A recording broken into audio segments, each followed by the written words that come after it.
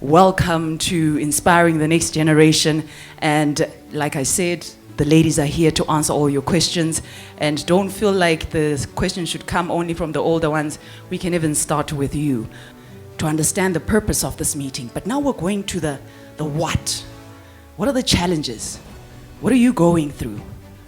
And we are not just expecting Mam Zanele and Mam Daphne to give us answers. I believe that we have wisdom that is sitting right here amongst us. For someone to remember you, they will always remember you based on what you said.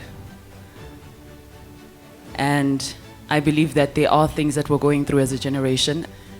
The generation has become known as the jelly generation. We want instant gratification. We want it now. So if I don't see the results immediately, I will take a step back and not do anything at all.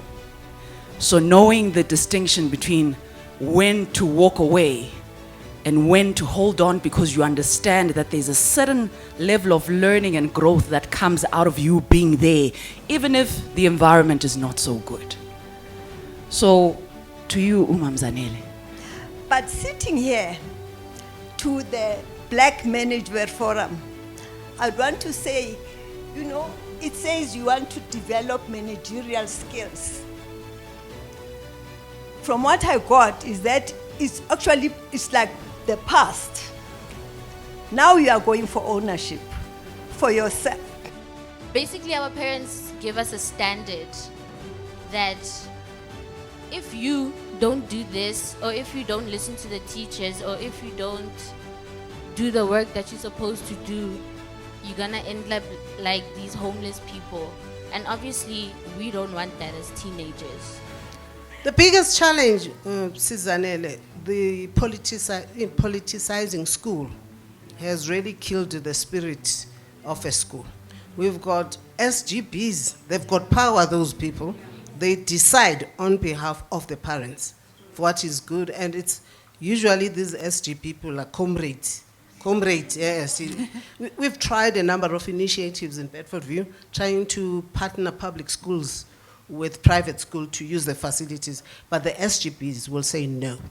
So SATU is also, I'm sorry if there's any member of SATU, are also like deciding what should happen or not, whether teachers want to be basketball coaches and all that.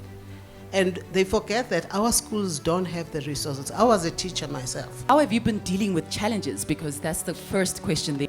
I grew up in a small town of Pilgrim's Rest. I walked 8 miles to school with no shoes.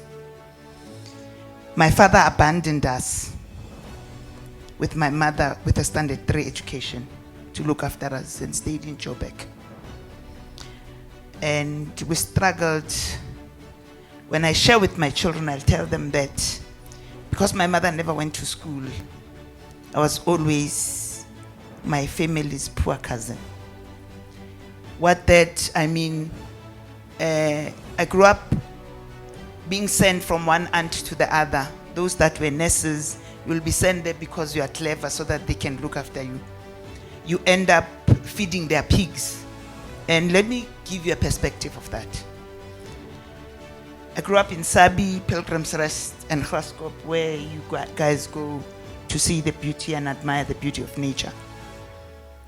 My source of pain comes from there, being feeder in Gulube. And if you know animals, when you feed pigs, when they have not had enough, they follow you, and you have to run.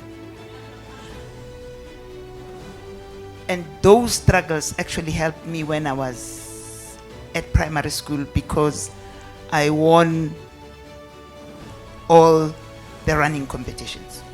Inspiring the next generation, and mainly saying, as BMF, what is our fight now? As women, we know women are drivers. When women decide, things move. So it's up to us. Essentially, a lot of the responsibilities, rightly or wrongly, the responsibility lies with us as women to make sure that this country is different.